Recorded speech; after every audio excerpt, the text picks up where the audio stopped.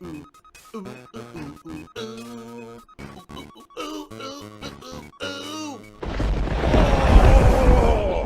Phil to tell you more. Like, I just want to point it out there. Like, I like Phil, and I understand where Phil's coming from a lot of the times. I don't get, like, Phil always talks bad about me, but that's because he's getting nefarious. He's getting people go over there antagonizing him. And, like, Phil kind of plays into it a little bit more than I do.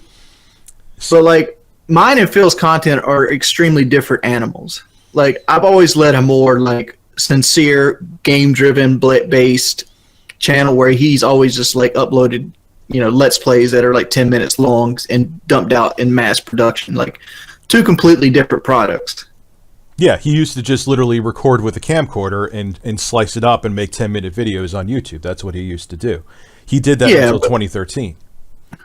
Well, 2013's pushing that kind of equipment malfunction, but you know, but like, more power to him. You're guilty of it. I think DSP is more guilty of it. But even if you're having a bad day and you want to vent, the last thing you want to vent. I think you were unfair to DSP. I was unfair to DSP. Yeah, I seen a video of like where you were giving him some bits and like you had like this rant on him, and he was like that he was like this is why people hate him and stuff like that. I don't think DSP's a bad person. I don't think he is either, and I still wish the guy the best. I just think he has a bad way of dealing with his situation, and he's just not good at it. His whole thing was, why didn't you? I actually talk about some Ordinary Gamers podcast I uploaded today where I interviewed him. He's like, why didn't you get me on my email or my cell phone? I don't have the motherfucker on speed dial. I don't know his number, and I don't know his email. He has like a Hotmail, like it's still 2007. Honestly, I have his email, and you're pulling teeth to get his email. Like, I wanted to get him on the podcast show, which was the podcast me and Jive and Eddie and I all did back in the day. And like, he made up every excuse not to go on it. And like, we weren't going to hit him with like, you know, the troll stuff. We just wanted him on there because it's fucking Dark Side Phil. As much as people think he's like this degenerate loser that's $500,000 in debt, he's still a legend in our community. Like, everybody knows who Dark Side Phil is. Yeah, everybody. Even like the biggest names out there have talked about him. Yeah. And like, I've always said myself, like, I'm like the Michael Jackson of fucking Call of Duty. Like, people know who Michael Jackson is. They just don't buy Michael Jackson albums anymore. You're the Michael Jackson. That's a first. I haven't heard of that one, but but like, toward the end of Michael Jackson's life, he wasn't selling like he was when he was, you know, younger.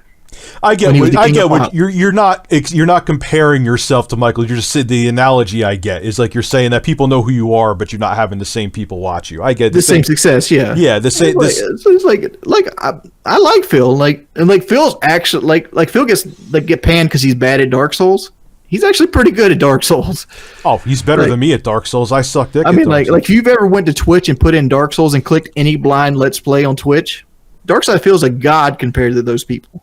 Oh God! If you watch me, it would be the most. They would be making "This Is How You Don't" plays about me. But like people look at Phil with a more critical eye. Well, he is actually in some ways he puts out. He doesn't like. Oh, Rich wants to talk about my personal stuff. I'm like, well, first off, Phil, I'll say this again. I tried to contact you on Twitter. I didn't know your phone number. I didn't even know how the hell to even get your email. And I gave him bits seeing if he wanted to come on the podcast because I did try to contact him on Twitter. I didn't get. If he said no on Twitter. Okay, I would have never bothered him again. It wasn't that I was trying to make a fucking spectacle of it. I was like, okay, now I know this is one way I could get his attention because I tried other ways. Yeah, you wouldn't have got his attention on Twitter. Phil's Twitter is really disingenuous. So I didn't know how else to get him except, you know, he's like he's one of those people that uses Twitter as like an advertising platform. Like, every post he puts there's nothing authentic about his posts. Which is probably smart because then he would get people going after him all day. Right. But like, he has to be there because he's got to be guarded because all the times he's been fucked. I remember one time people pretended to be like a, what are those things called? Back in the day, like Machinima was one of them. And like, you'd had like full screen. What were those called? MMCs? Yeah. Multi-channel networks. Yeah. Multi-channel networks. Well, people pretended to be one of these multi-channel networks that would get like these "This Is How You Don't" plays off YouTube, and he left.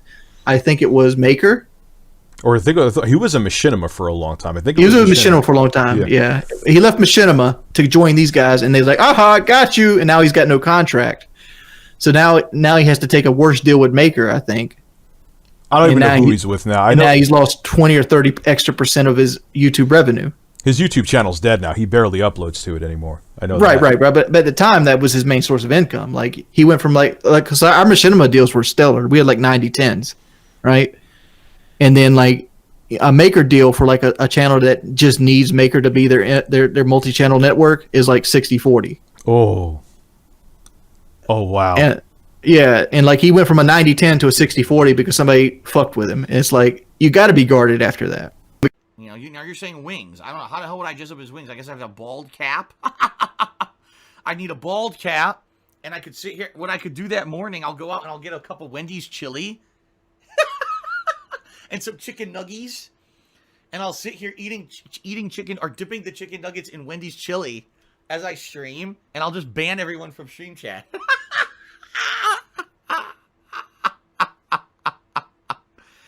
Oh my god. Oh my god. Now everyone's going nuts. Everyone is going absolutely nuts, of course. Listen, these are just the memes that I know of. And the bottom line is, I've never watched a Wings of Redemption stream. I only know these memes because you guys bring them into my streams. That's the only reason I know about this stuff. So oh, so okay, now yes, put a big pillow under your shirt to buff up your shirt. Oh my god, you guys are evil. You guys are pretty fucked up, man. That's right. I need a salvage Mustang title. What I'll do, I'll frame a title from a salvage Mustang and I'll hang it behind me on the wall. Oh my god, you guys are vicious. You guys are so mean to Wings. Seriously, man. Why would you guys want me to do this? That's fucked up. That's totally fucked up. You know, you realize that Wings could do the same thing.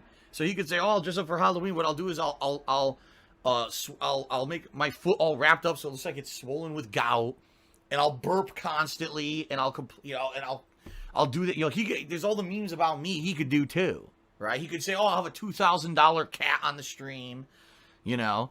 We could do all the memes. It's so stupid. I don't understand why you guys love these fucking negative memes for so much. It's dumb. I don't understand these. I could do the same thing, you know. That's the thing, like, I'm totally self-aware. I understand that for every meme that you guys bring into my streams, you guys probably bring the same fucking streams into other streamers' rooms too. I'm aware of it. I'm not stupid. No Philly Buckeye appearing offline will not stop it. Stop giving me advice about things you know nothing about. Ban them. Ban them all.